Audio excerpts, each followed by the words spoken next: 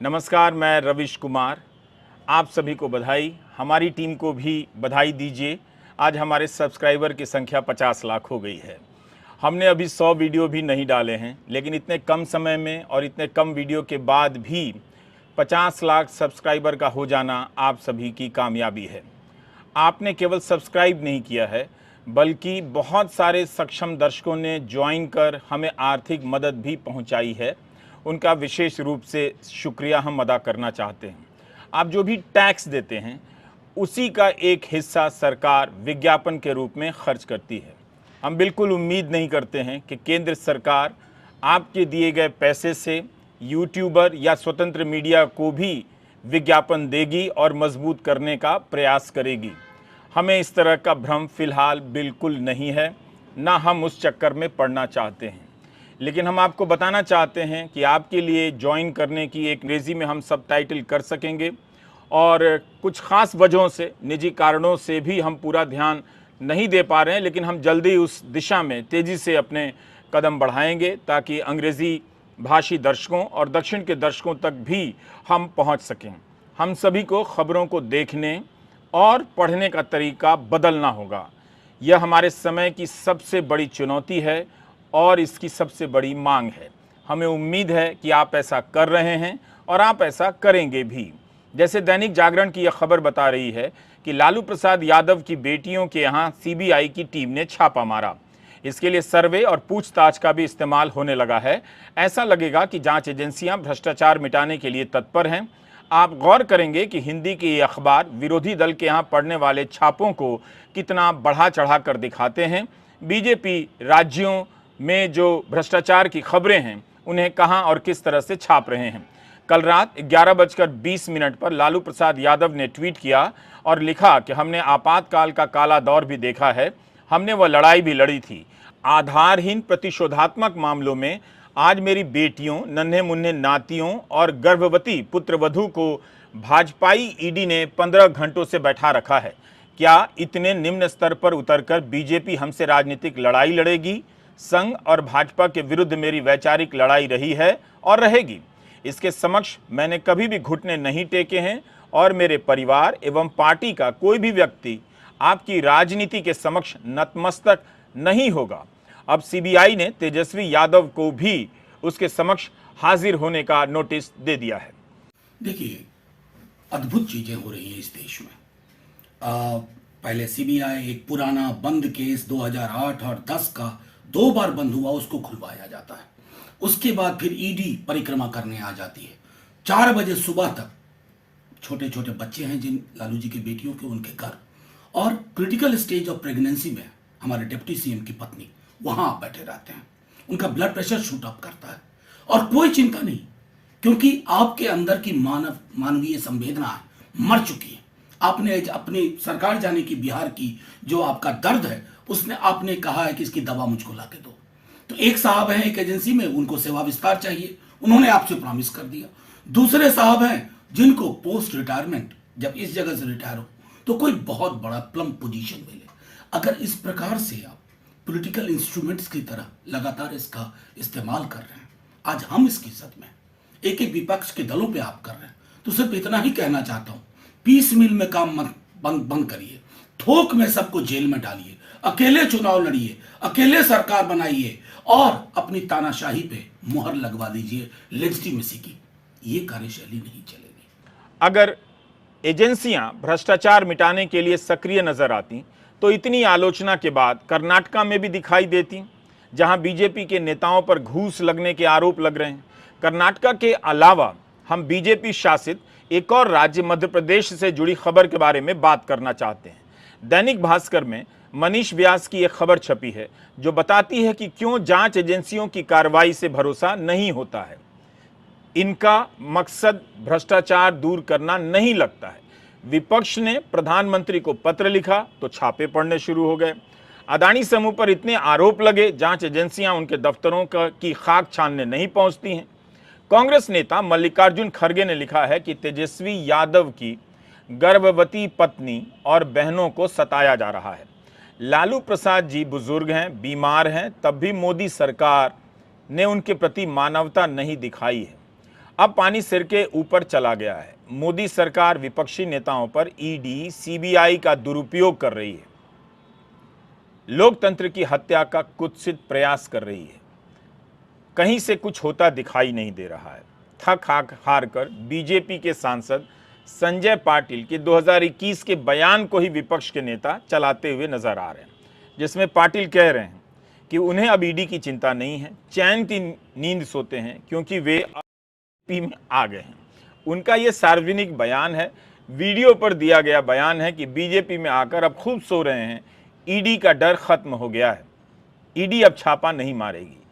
तो जब तक कुछ नहीं हो रहा है, प्रधानमंत्री मोदी दैनिक भास्कर में छपी इस खबर को ही एक बार पढ़ लें और गहरी सांस लें कि उनकी पार्टी की सरकार में भ्रष्टाचार करने के मामले में पकड़े गए अफसरों को प्रमोशन मिल रहा है। इन आरोपों की जांच हो, इसके लिए कई मामलों में अनुमति तक नहीं दी जा रही है। ये हालत है। इस खबर में बताया गया है कि मध्य प्रदेश में लोकायुक्त पुलिस के 318 और ईओडब्ल्यू के 44 केस में आरोपियों के खिलाफ चालान सिर्फ इसलिए पेश नहीं हो रहे क्योंकि अभियोजन की स्वीकृति नहीं मिल रही है। अकेले लोकायुक्त पुलिस साल 2022 में कुल 368 केस की जांच पूरी कर चुकी है। इनमें 269 ट्रैप, 25 अनुपातहीन संपत्ति और 64 पद के दुरुपयोग के प्रकरण हैं। सैकड़ों मामले हैं जिनकी जांच हो चुकी है, मुकदमे होने हैं, मगर अनुमति नहीं दी जा रही है। जिस तरह से विपक्षी सरकारों के मंत्रियों, विधायकों और उनके रिश्तेदारों के यहाँ छापे पड़ रहे हैं, अगर मध्य प्रदेश और कर्नाटका में जांच एजेंसियां सक्रिय होती तो जाने कितना कुछ निकल आता, इतना कुछ निकल आता कि आप एक बार फिर से नोटबंदी के फर्जी सपने देखने लग जाते। दैनिक भास्कर की खबर के अनुसार 7 महीने पहले भ्रष्टाचार के आरोप लगने के बाद राजकीय प्रेस के उप नियंत्रक विलास मंथनवार को लोकायुक्त पुलिस ने हटाने के लिए लिख दिया था, लेकिन उन्हें नई जिम्मेदारी देकर एक तरह से प्रमोशन दे दिया गया है। उमरिया एसडीएम तो 3 साल पहले भ्रष्टाचार करते रंगे हाथों पकड़े गए, लेकिन वे आज एडीएम हैं। ऐसे कई केस हैं जो मुख्यमंत्री शिवराज सिंह चौहान के भ्रष्टाचार के खिलाफ जीरो टॉलरेंस की बात को कमजोर कर रहे हैं। तत्कालीन एएसपी अनीता मालवीय और धर्मेंद्र छबई पर 4 साल पहले रेलवे थाना प्रभारी ने घूस मांगने का आरोप लगाया था। लोकायुक्त ने केस किया, कोर्ट के आदेश के बाद फिर से जांच जारी है, लेकिन इस बीच अनीता आईपीएस प्रमोट हो गई और शिवपुरी बटालियन में कमांडेंट हैं, जबकि धर्मेंद्र भी आईपीएस बन गए। भास्कर से अनीता ने कहा कि केस खत्म हो गया है और फोन काट दिया। छबई का फोन काफी देर तक स्विच ऑफ रहा। इस रिपोर्ट में कई उदाहरण दिए गए हैं कि भ्रष्टाचार के आरोप लगने के बाद भी अफसरों को प्रमोशन मिला है। असली अमृतकाल यही है, जिनके घर से छापे में 100 करोड़ की संपत्ति मिलने का दावा किया गया, उन्हें असिस्टेंट कमिश्नर से डिप्टी कमिश्नर बना दिया गया, 7 जिलों का प्रभार दे दिया गया। 100 करोड़ की संपत्ति मिलने के दावों के बाद भी प्रमोशन दिया जा रहा है बीजेपी शासित सरकार में। मुझे लगता है कि इस तरह से जांच एजेंसियों को यह काम जो है आराम देने के लिए किया होगा, ताकि वे अपनी बची हुई ऊर्जा विपक्ष शासित राज्यों में लगा सकें और विपक्ष के सारे नेताओं का पीछा करने में लगा सकें, और रिटायर्ड लोग व्हाट्सएप ग्रुप में बैठकर इस सत्यानाश को होते हुए देखें और हाँ में हाँ मिलाते रहें कि सही हो रहा है। उधर तेलंगाना के मुख्यमंत्री की बेटी और एमएलसी के कविता को भी आज ईडी ने पूछताछ के लिए बुला लिया। दिल्ली के उप मुख्यमंत्री मनीष सिसोदिया को जिस आबकारी मामले में गिरफ्तार किया गया है, उसी मामले में के कविता से भी पूछताछ होगी। तेलंगाना के मुख्यमंत्री के चंद्रशेखर राव ने कहा है कि उनकी बेटी को गिरफ्तार किया जा सकता है। कविता ने जांच में सहयोग का भरोसा दिलाया। मनीष सिसोदिया ने जेल से पत्र लिखने के बाद ट्वीट किया है कि साहब जेल में डालकर मुझे कष्ट पहुंचा सकते हैं, मगर मेरे हौसले नहीं तोड़ सकते हैं।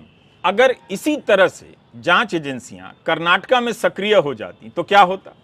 क्या यह साफ साफ नहीं लगता कि भ्रष्टाचार के नाम पर विपक्ष को खत्म किया जा रहा है? देश में अजीब अजीब चीजें हो रही हैं। गुजरात विधानसभा में बीबीसी की डॉक्यूमेंट्री के खिलाफ एक प्रस्ताव पास किया गया है। सरकार से आग्रह किया गया है कि उस प्रस्ताव में कहा गया है कि प्रधानमंत्री की छवि खराब करने की कोशिश हुई है, इसलिए सरकार को कार्रवाई करनी चाहिए। मेरी माने तो आप सारी चिंताएं छोड़कर क्रिकेट खेलें। जहां भी जगह बची है वहां क्रिकेट खेलना शुरू कर दीजिए। सर्वोच्च नेता कभी भी आपके बीच पहुंच सकते हैं। हो सकता है कि आज स्थानीय स्तर पर हो रहे इस तरह की प्रतियोगिता को देखने के लिए सारा शहर ना आता हो, लेकिन यह अब हो सकता है कि एक दिन सर्वोच्च नेता की पार्टी के कार्यकर्ता इसके चारों तरफ कुर्सियां लगाकर बैठ जाएंगे। उन कुर्सियों पर टिकट लगाकर खुद ही खरीद कर मैच देखने लग जाएंगे। एक तरफ सर्वोच्च नेता का प्रचार होता रहेगा और दूसरी तरफ आप उनकी मौजूदगी में क्रिकेट मैच देखते रहेंगे। यह फॉर्मूला चल निकला तो अब रैली की जगह क्रिकेट के मैच होंगे और जनता के लिए पार्टी के नेता टिकट खरीदेंगे। मैच के पहले नेताजी का भाषण होगा और उसके बाद मैच होगा। आगे चलकर यह भी हो सकता है कि खिलाड़ियों को उसी पार्टी में शामिल होना होगा या उनकी जगह उस पार्टी के कार्यकर्ता ही मैच खेलेंगे। पार्टी के कार्यकर्ताओं को टिकट अपने पैसे से खरीदने होंगे। इस बात को विशेष रूप से नोट करें। ऑस्ट्रेलिया के कुछ अखबारों में इस बात की आलोचना हो रही है, पढ़ लीजिए आप, कि अहमदाबाद में नरेंद्र मोदी क्रिकेट स्टेडियम में पार्टी कार्यकर्ताओं ने टिकट खरीदे, प्रधानमंत्री मोदी के लिए नारे लगाए। भारत के सूचना एवं प्रसारण मंत्री को इसकी भी आलोचना करनी चाहिए कि ये सारे अखबार ऑस्ट्रेलिया के भारत की छवि खराब कर रहे हैं। बाकी मैच देखने और अपने कार्यकर्ताओं से नारे लगवाने का काम सही है और इससे छवि बेहतर होती होगी। सिडनी मॉर्निंग हेरल्ड में डैनियल ब्रेटिंग ने लिखा है कि आमतौर पर जहां विराट कोहली, रोहित शर्मा या इंडिया इंडिया के नारे लगते हैं, वहीं आज ये मैच मोदी मोदी के नारों से शुरू हुआ। मैच शुरू होने से पहले सुनियोजित तरीके से उत्सव का माहौल रचा गया जो 45 मिनट तक चलता रहा। स्टेडियम के चारों तरफ लगाए गए बड़े बड़े पोस्टरों से पता चलता है कि आज के मैच के दिन दोनों नेता मैच के खिलाड़ियों से ज़्यादा महत्वपूर्ण हैं।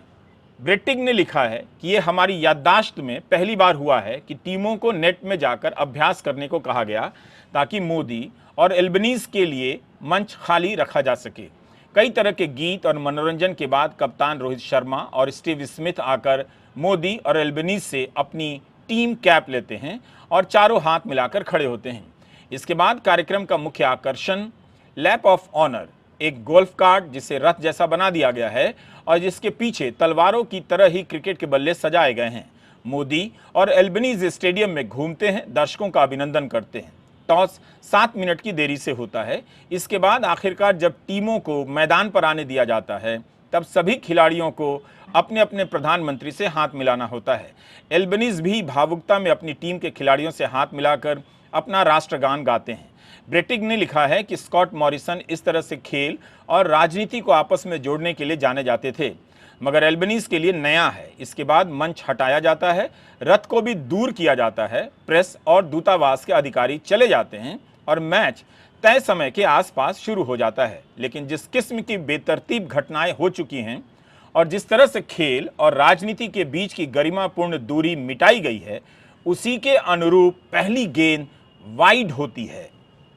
ऑस्ट्रेलिया के एक और मीडिया संस्थान ABC के एक लेख में कहा गया है कि ऑस्ट्रेलिया के प्रधानमंत्री स्वागत से गदगद नजर आ रहे थे। ABC न्यूज ने लिखा है कि ऑस्ट्रेलिया में कभी किसी ने नहीं सुना कि इस तरह से अंतर्राष्ट्रीय मैच का इस्तेमाल प्रधानमंत्री अपने चेहरे को चमकाने के लिए करते हैं। अगर वहां ऐसा हो जाए तो कई फैन इसे नापसंद करेंगे। क्या भारत के फैंस जो क्रिकेट मैच देखते हैं उन्होंने कोई प्रतिक्रिया व्यक्त की है या उन्हें डर लगता है? ये वो खुद ईमानदारी से बता सकते हैं। ABC ने लेकिन रिपोर्ट किया है कि मैच के ऑनलाइन टिकट मिलने बंद हो गए थे, जिसके चलते विदेशों से आने वाले फैन काफ़ी नाराज़ हो गए। टिकट मिलने के बाद भी अच्छी सीटें नहीं मिल रही थी। क्रिकेट ऑस्ट्रेलिया ने भी ट्वीट किया कि ऑस्ट्रेलियाई दर्शकों को पहले दिन के टिकट नहीं मिल रहे हैं। इसके बाद उनके लिए कुछ टिकट निकाले गए और एक बॉक्स ऑफिस खड़ा किया गया ताकि ऑस्ट्रेलियाई दर्शक टिकट खरीद सकें। ये क्रिकेट ऑस्ट्रेलिया का ट्वीट है जो हम दिखा रहे हैं। क्या इन खबरों को भी सूचना प्रसारण मंत्री गलत बताएंगे, आलोचना करेंगे? क्या ये भी भारत की छवि खराब करने के लिए ये खबरें छापी गई हैं? द ऑस्ट्रेलिया ने अप्रैल 2021 में भारत में कोविड व्यवस्था की आलोचना करते हुए एक लेख छाप दिया। इसमें लॉकडाउन से लेकर ऑक्सीजन की कमी के बारे में लिखा था। इसके जवाब में ऑस्ट्रेलिया में भारतीय दूतावास ने अखबार को एक पत्र लिखकर कहा कि ऐसा प्रतीत होता है कि यह लेख केवल भारत सरकार की निंदा के लिए लिखा गया है, जबकि लॉकडाउन के फैसले की दुनिया भर में तारीफ हुई थी। लिखा था कि लेख में किए गए दावे निराधार हैं। जिस तरह से विदेशी अखबारों में भारत को लेकर सवाल उठ रहे हैं, उनकी आलोचना के लिए, उन विदेशी अखबारों की आलोचना के लिए सूचना प्रसारण मंत्रालय को भी विदेश मंत्रालय का दर्जा दे देना चाहिए। हाल ही में सूचना प्रसारण मंत्री ने न्यूयॉर्क टाइम्स की आलोचना की थी। काश इस खबर पर भी मंत्री जी की नजर पड़ जाती। खबर है कि पटना के जक्कनपुर मोहल्ले के बंगाली टोला में किराए के मकान में 6 मार्च को वीडियो शूट किया गया। इस वीडियो को वायरल कराया गया कि तमिलनाडु में बिहार के मजदूरों को मारा जा रहा है। खबरों के अनुसार मकान मालिक ने बताया कि फरवरी में मकान किराए पर लिया और 6 मार्च को खाली कर दिया। इसके लिए 2 एक्टर को तैयार किया गया। हिंसा में घायल दिखाने के लिए दवा की दुकान से सर्जिकल सामान खरीदा गया और उनकी मदद से शरीर में अलग अलग जगहों पर जख्मों के निशान बनाए गए। हिंदुस्तान अखबार ने लिखा है कि वीडियो की शूटिंग हाई क्वालिटी मोबाइल कैमरे से सधे अंदाज में की गई ताकि कोई शक ना हो। एफआईआर में घायलों की एक्टिंग करने वाले दोनों लोगों को नामजद अभियुक्त बनाया गया है। इसमें एक व्यक्ति देवघर में यूट्यूब चैनल चलाता है और वह जमुई का रहने वाला है, जबकि दूसरा व्यक्ति सिवान का रहने वाला है।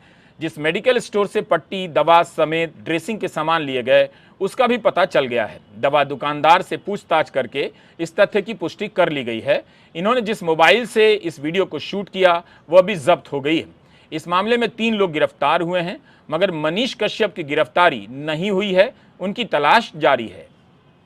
8 मार्च को इस कांड के अभियुक्त मनीष कश्यप, जो BNR न्यूज़ हनी नामक यूट्यूब चैनल का एक वीडियो ट्वीट किया गया जिसमें पट्टी बांधे 2 लोगों को दिखाया जा रहा है। उस ट्वीट में जो टैग वीडियो था वो देखने से ही संदिग्ध लग रहा था। उसकी जांच की गई और जांच के अनुसंधान के क्रम में वीडियो अपलोड करने वाले व्यक्ति राकेश रंजन कुमार को गोपालगंज से पूछताछ हेतु पुलिस के द्वारा लाया गया। उसने अपने पूछताछ में सारी बात स्वीकार कर ली और उसने ये बताया कि 6 मार्च को उसने यह फर्जी वीडियो 2 अन्य लोगों के सहयोग से बनाया था और ये भी बताया कि इस वीडियो को जक्कनपुर के एक बंगाली कॉलोनी स्थित एक किराए के मकान में शूट किया था। राकेश रंजन के मकान मालिक के द्वारा भी इस संबंध में पुष्टि कर दी गई। इस संबंध में एक सेपरेट FIR हम लोग दर्ज कर रहे हैं, मतलब EOU दर्ज कर रहा है, जो मनीष कश्यप, उसके 2 साथी और राकेश रंजन के विरुद्ध होगा। इस बात की जांच होनी चाहिए कि तमिलनाडु में बिहारी मजदूरों को मारा पीटा जा रहा है। इसकी खबरें जो छपी हैं वो सामान्य गलती का हिस्सा हैं या किसी साजिश का। इसकी जांच जरूर होनी चाहिए, मगर ये जांच कौन करेगा? क्या केंद्रीय एजेंसियां इसकी जांच कर रही हैं या फिर इसे 2 राज्यों की पुलिस पर छोड़ दिया गया है ताकि उनकी जांच को हमेशा संदिग्ध बताया जा सके कि दोनों विरोधी दल की सरकार की पुलिस हैं? अगर इसके अलावा कोई संदेह है, कोई दावा है, तो उन्हें निष्पक्ष तरीके से लाने के लिए केंद्रीय जांच एजेंसियों को भी आगे आना चाहिए। मगर क्या इस तरह की खबरों की केंद्रीय सूचना प्रसारण मंत्री निंदा कर रहे हैं? क्या केंद्रीय जांच एजेंसियां सक्रिय भूमिका निभा रही हैं? आप सब कुछ अपनी आंखों से देख ही रहे हैं। जागरण में यह जो खबर छपी है कि बिहार के मधुबनी जिले के निवासी शंभू मुखिया की तमिलनाडु के पल्लीपालम में हत्या कर दी गई। घटना का कारण स्पष्ट नहीं हो सका है। वह मछली खरीदने बाजार गया था, इसी दौरान उसकी हत्या की गई। यह खबर गलत निकली है। ऑल्ट न्यूज़ के मोहम्मद जुबैर ने लिखा है कि शंभू मुखिया ने 5 मार्च को अपने हाथ का नस काटकर अपने ही घर में अपने ही बाथरूम के पास खुदकुशी कर ली। शंभू मुखिया के मृत शरीर को सबसे पहले उसकी पत्नी शरण्या ने ही देखा। जुबैर ने उनकी पत्नी के बयान का वीडियो भी ट्वीट किया है। शंभू मुखिया का मृत शरीर उसके अपने घर के बाथरूम के पास पाया गया। तमिलनाडु पुलिस ने भी इस खबर को गलत बताया है कि शंभू मुखिया की हत्या की गई थी।